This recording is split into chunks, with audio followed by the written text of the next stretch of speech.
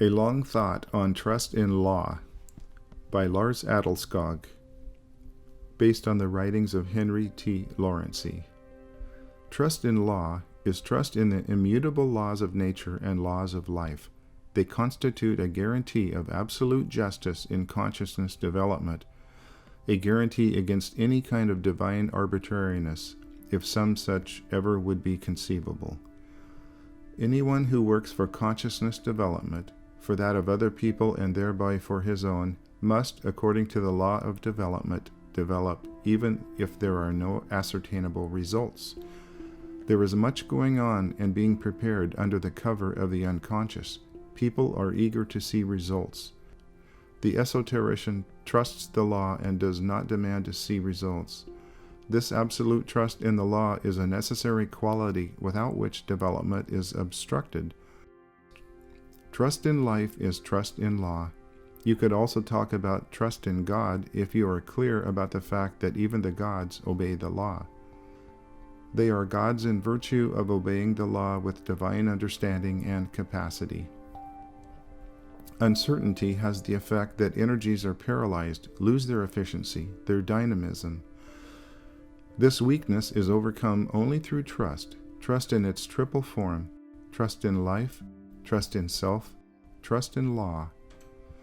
Our teachers assert that not one sparrow shall fall to the ground without the will of God. And the law, in this respect the laws of life, sees to the weal of all monads.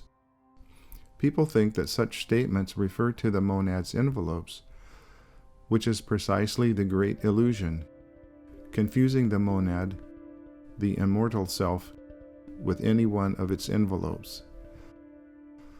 The esoteric student must learn not to expect anything, whether from life, from people, or from circumstances, and that he does not exist for himself. That is the path of self-realization, which affords trust in law and trust in life. In some life we shall be made to pass through tests that will clarify that we have learned that lesson. The esoteric student exists for unity, for community, for everybody. That is the path to the world of unity. The law of self-realization explains that in life upon life we are given opportunities to have experiences in order to learn from them, to acquire qualities and abilities. The law says that everything is our own work and that we must walk the way ourselves. Nobody else can walk it for us.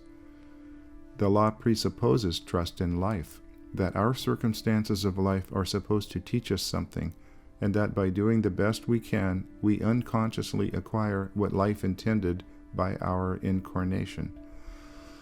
We are all too ignorant of life to decide for ourselves what is best for us, or to decide for others what is best for them. That is why we need trust in life and trust in law. The law of unity, the law of freedom, and the law of activation are the three laws that men must understand and apply. The other laws of life clarify what happens to us and explain why. As we learn more about them, we increase our understanding of life. Much is done in the unconscious when I have acquired trust in life and trust in law through my own experience and insight. Then Agoades will be able to guide me in my mental consciousness and in the protection of the unconscious according to my possibilities in various respects, above all to increase my understanding of both reality and purposeful service. My entire consciousness development is an automatic process when I live for others, for things other than myself, when I forget myself and, being divinely indifferent to my own development, work for what is best for people. If I am anxious about my development, this will be a real hindrance to me.